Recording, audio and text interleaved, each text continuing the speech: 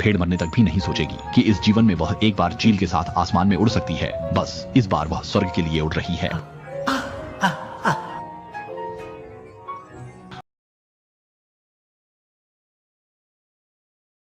इसे बड़ा करने के लिए पति पत्नी दोनों को एक साथ शिकार के लिए बाहर जाना पड़ता है, लेकिन यहाँ रहने वाले जानवर बहुत कम हैं, इसलिए शिकार करना इतना आसान नहीं है जितना सोचा था। अच्छा है कि यूरोप की एक जंगली पहाड़ी बकरी यहाँ रहती है और वे भी छोटे बच्चे पाल रहे हैं। छोटे बकरी का वजन लगभग सुनहरी गरुड़ के वजन के बराबर होता है, जिससे वे खाने योग्य हो जाते हैं। एक नकली हमले के लिए जिम्मेदार एक चील के एक गोता लगाने से इसकी गति प्रति घंटे 250 किलोमीटर तक पहुंच सकती है। इसका एक छलावा हमला पहले भेड़ों के झुंड को तितर बितर करता है। दूसरी चील यह शिकारी कुत्ता अवसर को भांपकर अपनी 8 गुना दूरबीन जैसी दृष्टि का उपयोग करते हुए अकेले पड़े छोटे भेड़ पर फिर से हमला करता है।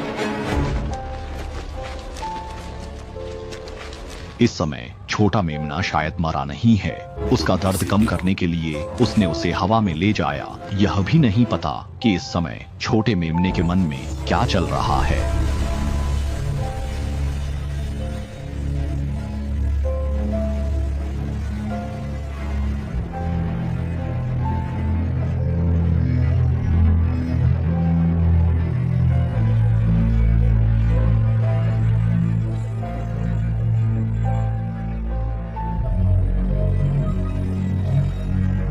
यह मेमना बच्चे को 2 दिन तक खिला सकता है। इसे बड़ा करने के लिए माता पिता आराम नहीं कर सकते, उन्हें बस भेड़ पकड़नी पड़ती है, भेड़ पकड़नी पड़ती है, भेड़ पकड़नी पड़ती है।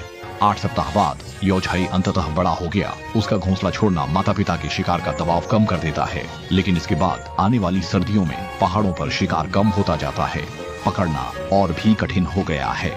शुरू की छोटी भेड़ अब बड़ी हो गई है और इस समय उसका वजन सुनहरी गरुड़ से 5 गुना है। उसी के छलावा के सामने वे अब नहीं डरते, लेकिन अगर वे चट्टान के किनारे खड़े हों तो अब भी बहुत खतरनाक होता है। सुनहरी गरुड़ ने मौका देखकर हमला किया। यह सफल हो गया। उसने जड़ता का फायदा उठाकर भेड़ को खाई के किनारे तक खींच लिया। पंख टूटने के खतरे का सामना करते हुए हवा के प्रवाह के खिलाफ भेड़ को लेकर आकाश की ओर उड़ चला।